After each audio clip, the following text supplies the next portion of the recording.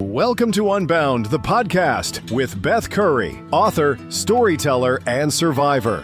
This is where books meet real life, where Beth reads chapters from her work and breaks free from the traditional audiobook format, diving deeper into the personal experiences, lessons, and liberation behind every page. Nothing is off limits. Let's get unbound. Hello, welcome back to Unbound. So, look, I'm going to get real right out of the gate. We're talking about music today, not just music as this fun nostalgic thing, but music as this kind of almost supernatural force that can reach someone when literally nothing else can. I'll be reading chapter 17 in the book. It's called The Music Stays. And honestly, those 3 words might be the most hopeful thing I've written in this entire book, because when you've watched someone you love disappear piece by piece, when they can't remember your name or what they had for breakfast by lunchtime, or even how to form a sentence sometimes, but they can sing every single word to a song from 1958.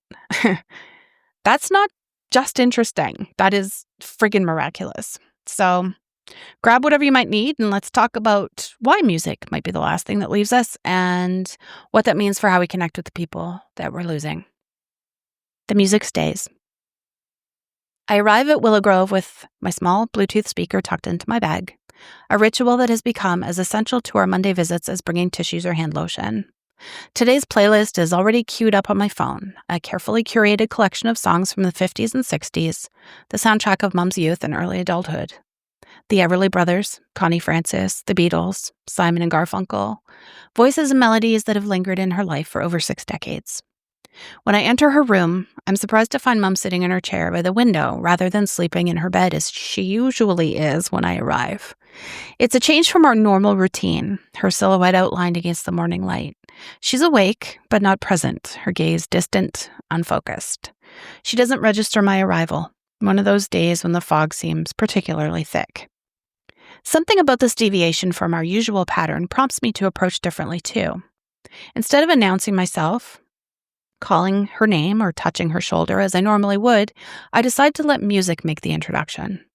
I quietly set up the speaker on her bedside table, press play, and wait. The opening notes of Dream by the Everly Brothers fill the room, their harmonies as close and warm as they were in 1958. For several long moments, nothing changes.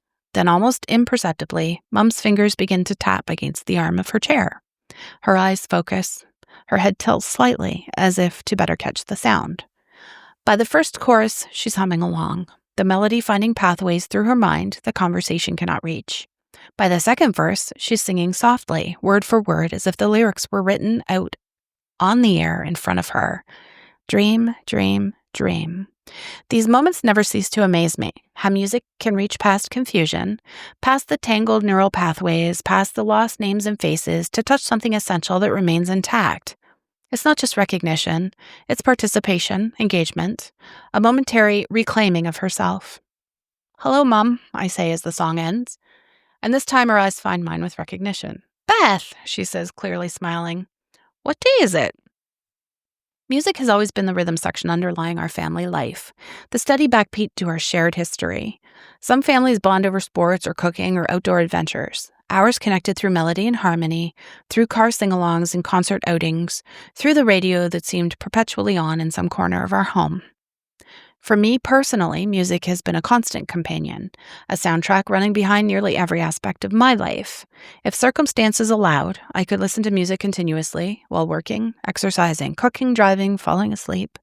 My tastes span an eclectic range of genres from gangster rap to jazz, oldies to classic rock, with a particular soft spot for 80s music that defined my own coming-of-age years. Different genres serve different purposes: energizing beats for morning routines, melodic instrumentals for concentration, nostalgic favorites for comfort on difficult days, new discoveries for inspiration. Music shapes my mood, retrieves my memories, pushes me through one more mile on a run, calms my racing thoughts at night.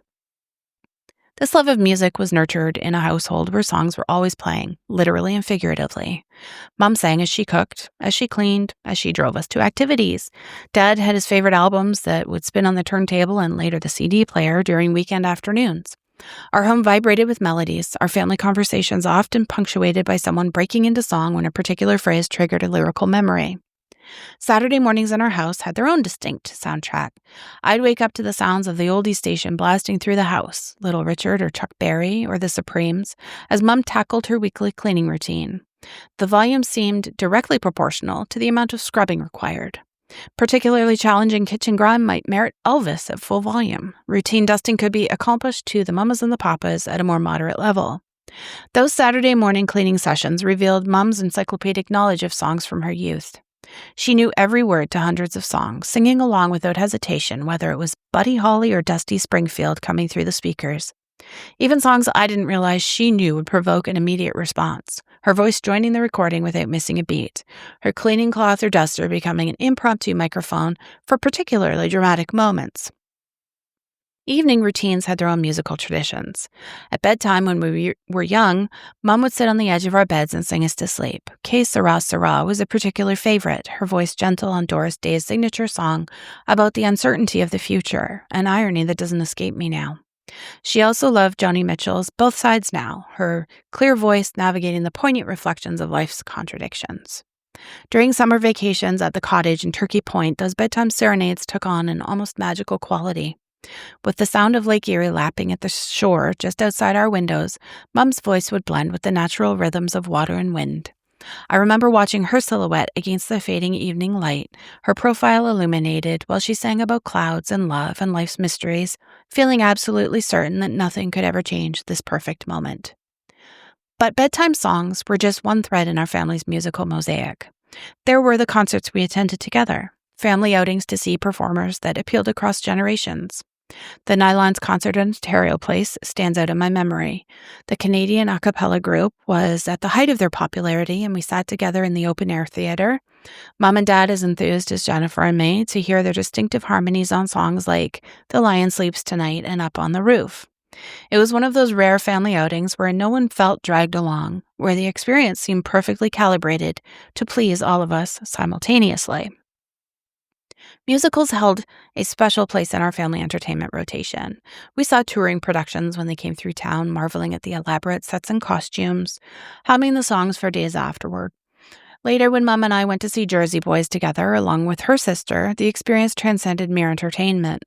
Watching her light up at the Frankie Valli songs that had been the soundtrack of her young adulthood, seeing her lean forward in her seat during Sherry and Big Girls Don't Cry, I glimpsed the young woman she had been, the one who had danced to these songs before I existed.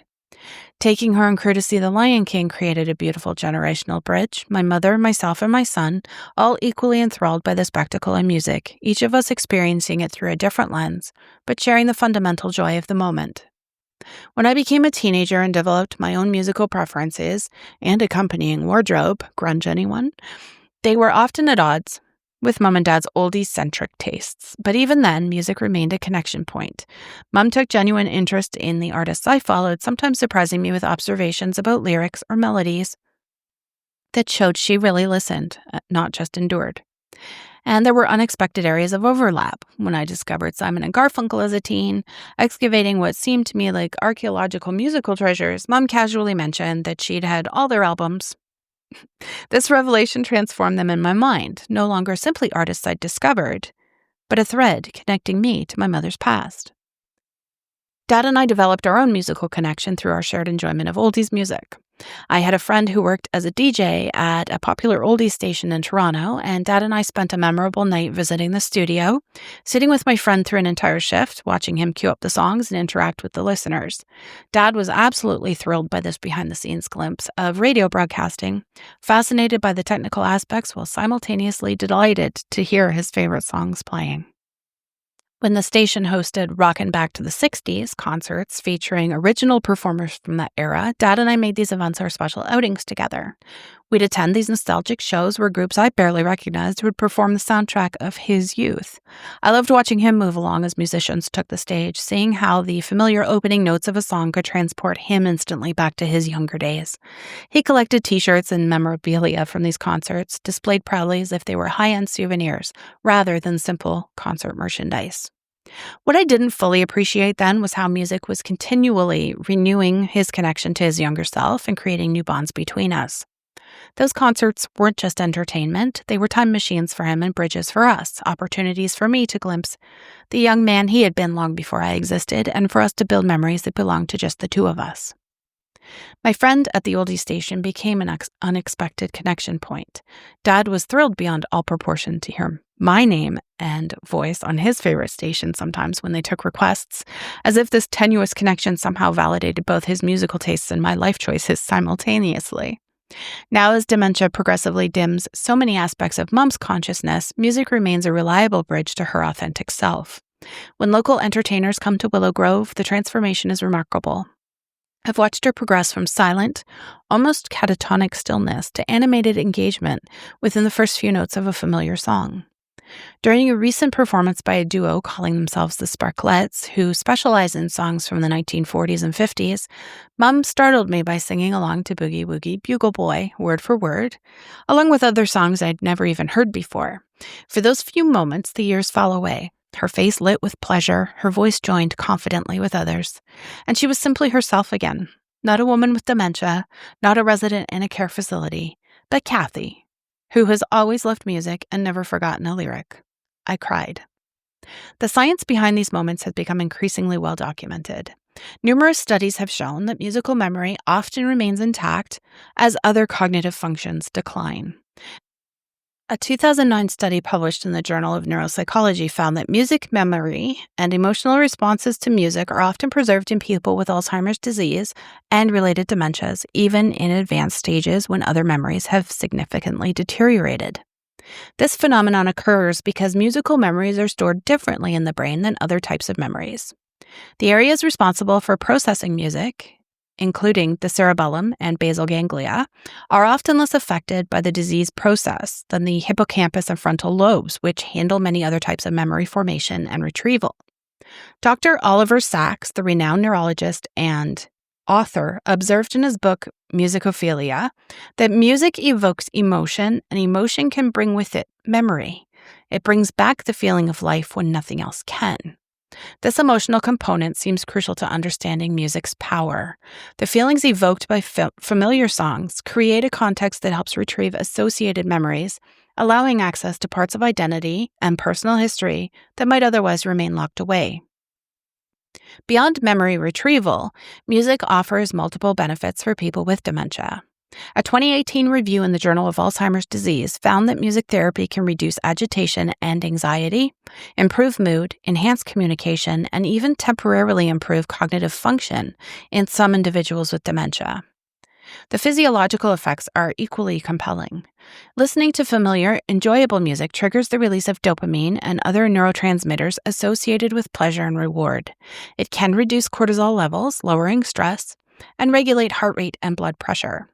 For individuals who may be experiencing the profound stress of existing in a world that increasingly makes no sense to them, these biological responses provide genuine relief. Music's structured, predictable nature also seems to offer particular comfort to those experiencing cognitive decline. When language becomes challenging and daily routines confusing, the familiar progression of a beloved song provides a rare opportunity to accurately predict what comes next. The chorus will follow the verse, the bridge will lead back to the familiar refrain. This predictability creates a sense of security and competence that few other activities can provide. The social dimension of music adds another layer of benefit. Group singing or music listening creates a sense of belonging and connection that transcends the need for complex conversation. In a world where social interactions become increasingly difficult to navigate, music offers a way to participate fully without the presence of finding the right words or following conversational threads. Organizations like the Music and Memory nonprofit have formalized these insights into structured programs, creating personalized playlists for people with dementia based on their musical preferences from earlier in life. The documentary Alive Inside powerfully demonstrated the impact of this approach, showing individuals who had been withdrawn and unresponsive becoming animated, engaged, and verbal when hearing music from their youth. Some elder care facilities have integrated these principles into their daily care routines, using music during potentially stressful activities like bathing or meal times to reduce anxiety and increase cooperation. Others have developed choir programs specifically for residents with dementia, focusing not on performance quality, but on the joy and connection that singing together creates. The most effective approach seems to be those that incorporate music personally significant to the individual. While certain types of music, particularly music with strong rhythmic elements, appear to have universal benefits, the most profound responses typically come from songs with personal associations. This is why knowing someone's musical biography becomes so important in dementia care. For Mom, the musical biography is rich and varied, though increasingly centered on those formative years of the 50s and 60s. As her condition progresses, I've noticed her musical preferences narrowing, focusing more intensely on the songs from her teens and 20s, the period psychologists call the reminiscence bump, when many of our most enduring memories and preferences are formed. I've created different playlists for different purposes during some of our visits. When she seems agitated or anxious, Nat King Cole or Bing Crosby often has a calming effect. For engagement and mood elevation, early Beatles or Beach Boys songs usually spark recognition and often singing along. The Beach Boys trigger many questions about Dave. He loved the Beach Boys and Elvis. For pure joy, Motown hits reliably, brings smiles and movements, subtle dance moves in her chair, fingers tapping to the beat. On particularly difficult days when verbal communication seems almost impossible, I've learned that music can sometimes succeed where words fail. Playing Que Sera Sera, the song she sang to us at bedtime for so many years, often creates a moment of connection when nothing else can reach her. Whether it's the melody itself, the lyrical message, or simply the associations with that time in her life when she sang it to her children, something about this particular song seems to penetrate even her most confused states. Even if I don't play the song, sometimes starting out the lyrics myself prompts her to continue them. The church songs that formed the soundtrack of our Sunday mornings for decades have similar power. Amazing Grace or How Great Thou Art can sometimes bring tears to her eyes, even on days when she seems unaware of her surroundings. These songs connect something core in her identity, her faith, which has been a constant throughout her life, even as so much else has changed. What strikes me most powerfully are the lyrics that she still knows by heart, even as her everyday words sometimes elude her. She might struggle to name common objects or remember what she had for breakfast, but put on Can't Help Falling in Love and she'll sing every word perfectly, her voice finding the melody with a certainty that's absent from her spoken language. There's something profound in this contradiction, this ability to access complex sequences of words in song while struggling with basic sentences in conversation. It highlights both the special nature of musical memory and the mysterious ways our brains process and store different types of information. I've begun recording some of our musical moments together, preserving these glimpses of Mum fully present and engaged. In one video from last Christmas, she's singing Silver Bells, her face animated, hands moving expressively to emphasize certain phrases. Watching it later, I was struck by how completely herself she seems to be in those moments, the essence of who she has always been shining through the confusion that often clouds her interactions. These recordings have become precious to me, not just as memories to treasure after she's gone, but as reminders during harder visits that she's still in there. This afternoon, as the Everly Brothers give way to Dusty Springfield's I Only Want to Be With You, Mum continues singing along, occasionally glancing my way with a smile of shared enjoyment. The music creates a space where we can simply be together without the pressure of conversation, without the need to navigate the confusion and this terrain of memory loss. This was playing when your father asked me to dance the first time, she says suddenly as the song ends, a memory surfacing unprompted. At the skating rink. Really? I ask, grateful for this unexpected gift, a detail about their early relationship I hadn't known. Perhaps again it was a memory that wasn't entirely fact, but who knows? She nods, her expression distant but pleased. He said he had 2 left feet, but he wanted to dance with me anyway. For a moment, I glimpsed them as they were, young, uncertain, at the beginning of a story that would eventually include Jennifer and me, decades of shared life all still ahead of them. The song has retrieved not just a memory, but the emotion attached to it, the mixture of nervousness and hope that accompanies new beginnings. This is the magic of music in dementia care. Not just that it can temporarily improve cognition or reduce agitation, though these benefits are real and significant, but that it can restore personhood. In a condition that progressively strips away so much of what makes someone feel like themselves, music can return dignity, history, and identity, if only for the duration of a song. As our playlist continues through Mum's musical biography, from doo-wop to early rock and roll, from girl groups to folk revival, I watch the years play across her face, Different songs access different versions of her. The teenager who danced to Earth Angel, the young mother who sang yesterday while rocking babies, the church volunteer who hummed songs while preparing for Sunday services. All these selves still exist within her, accessible through the right musical key. Researchers at the University of California, Davis have suggested that music activates brain regions associated with autobiographical memory, executive function, and emotional processing, essentially creating a total brain workout that stimulates neural pathways across multiple areas simultaneously. This widespread activation may help explain why music can temporarily improve not just mood, but also cognition and communication in people with dementia. A 2020 study published in the Journal of Alzheimer's Disease took this understanding further, using functional MRI to observe brain activity in people with dementia while they listened to personally meaningful music. The researchers found increased functional connectivity between brain regions that typically become disconnected in Alzheimer's, suggesting that music may temporarily restore neural communication pathways that have been damaged. What these scientific findings confirm is what families and caregivers have observed anecdotally for years. Music doesn't just make people with dementia feel better, it temporarily helps them function better, accessing parts of themselves that seem otherwise lost. The implications for care are significant. Integrating personalized music into daily routines isn't merely a nice activity, it's a powerful evidence-based intervention that can improve quality of life, reduce the need for psychotropic medications, and maintain connections between people with dementia and those who love them. For families navigating this difficult journey, music offers a way to continue meaningful interaction even as other forms of connection become challenging. When conversation falters and shared activities become limited, songs can create moments of genuine togetherness, bridges across the growing cognitive divide. As our musical visit winds down, I notice Mom's energy beginning to fade. The singing has gradually given way to humming, the humming to simply listening. But even as fatigue sets in, her connection to the music remains.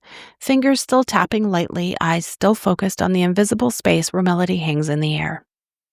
The final song on today's playlist is Unchained Melody, the Righteous Brothers soaring ballad that was already nostalgic when I was growing up. As the opening piano notes fill the room, Mom's expression changes, a softening, a recognition that seems to go beyond mere familiarity with the song. "Dave loved this one," she says quietly. "Did he?" I ask. Though I already know the answer. This was their song. The one Dad would turn up whenever it came on the radio, the one that they would sometimes dance to in the kitchen while dinner was cooking. She nods, closing her eyes as the vocals begin. For the next 3 minutes, she's transported, not singing along this time, but simply absorbing the music, traveling to wherever it takes her. I watch her face move through a complex sequence of emotions. Joy, melancholy, love, longing. The music excavating feelings that conversation rarely reaches now. When the song ends, she opens her eyes and looks at me with unusual clarity. "Music stays," she says simply. In this moment of lucidity, she's articulated something profound about her own experience, something researchers are still working to fully understand, something families witnessing dementia's progression observe with both heartbreak and wonder.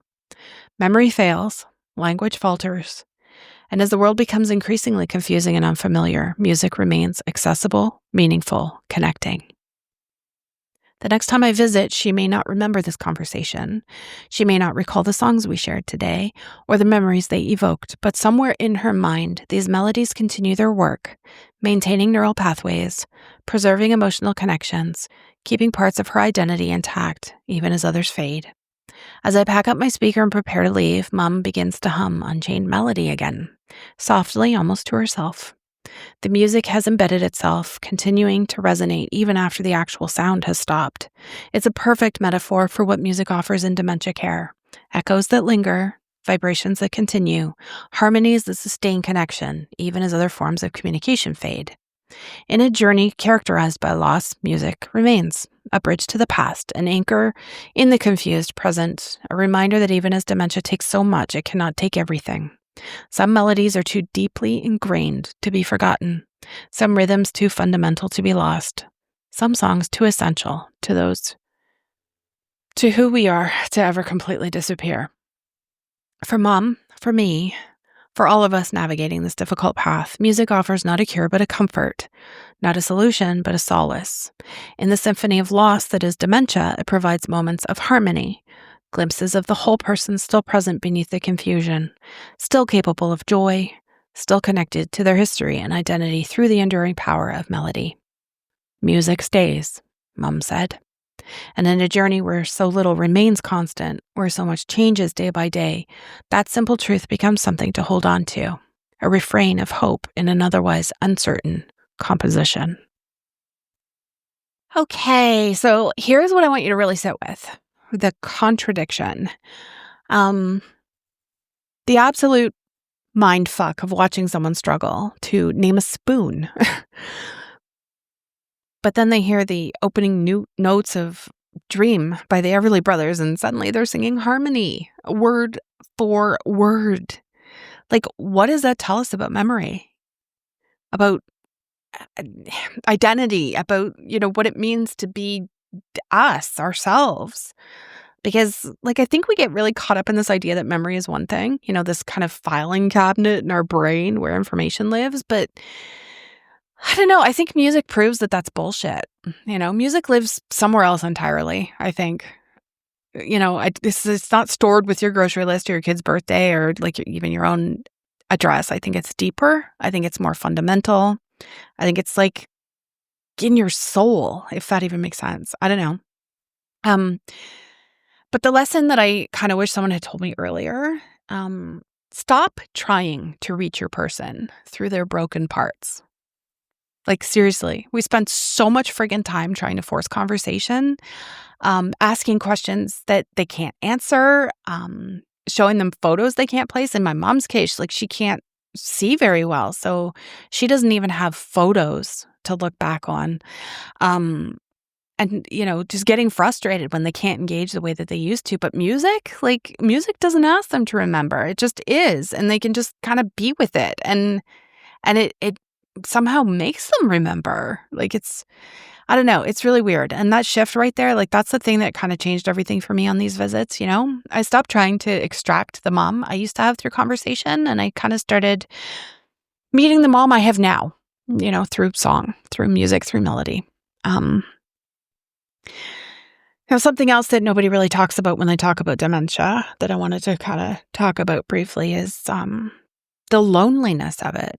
And not for the person with dementia, although that's very, very real too, but for you, for me, for the family member who shows up every week and sits with someone who might not know who they are, the isolation of being in a room with your mom and having nothing to say to each other because language has become this impossible obstacle course.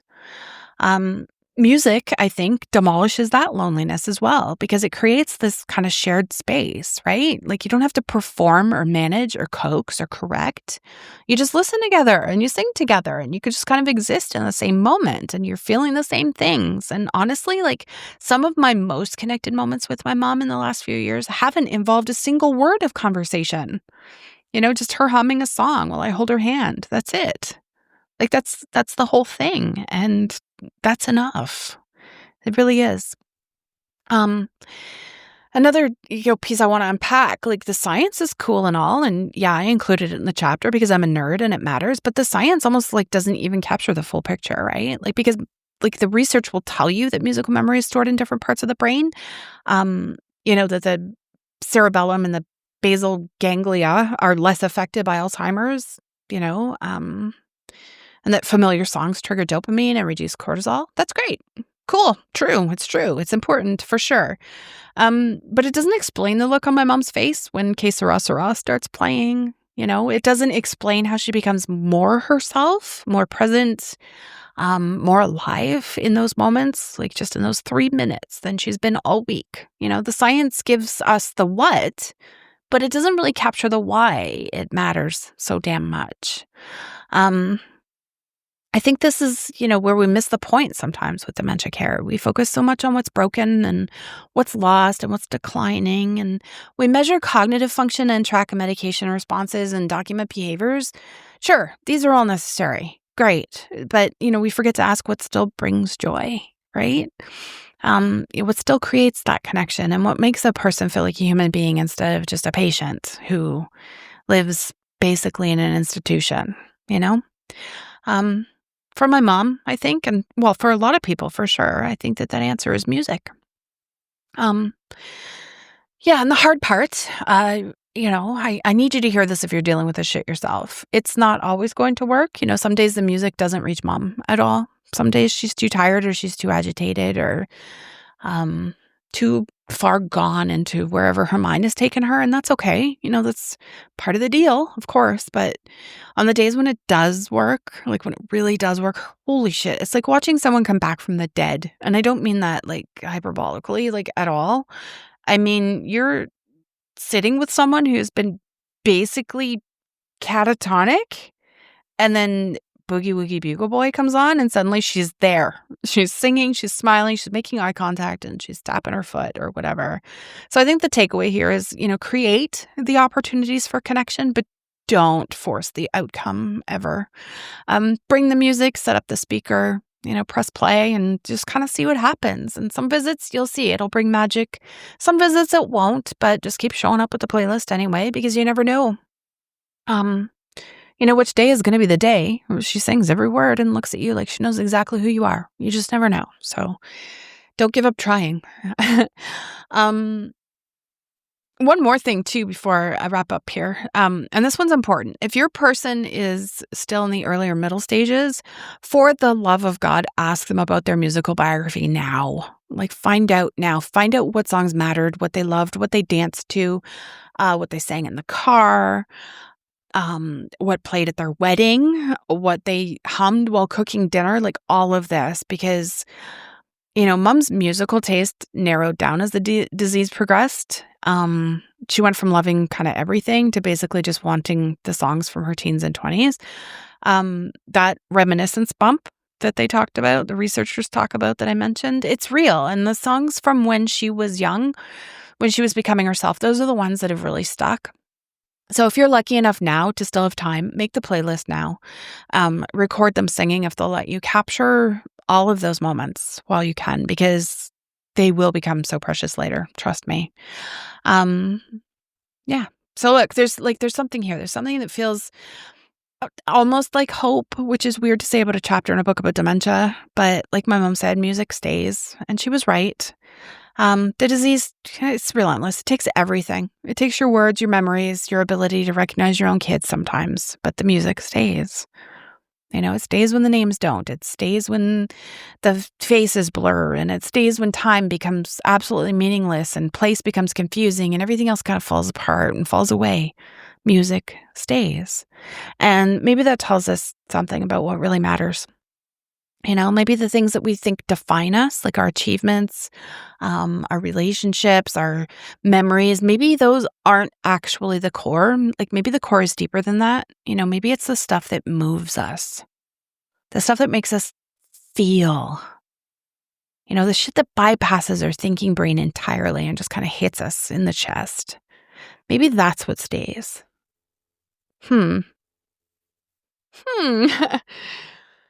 Anyway, if you're in the thick of this, whether with a parent or spouse or anyone you love who's slipping away, bring the music. Seriously, bring it. Make the playlist, press play, sing along, even if you can't sing.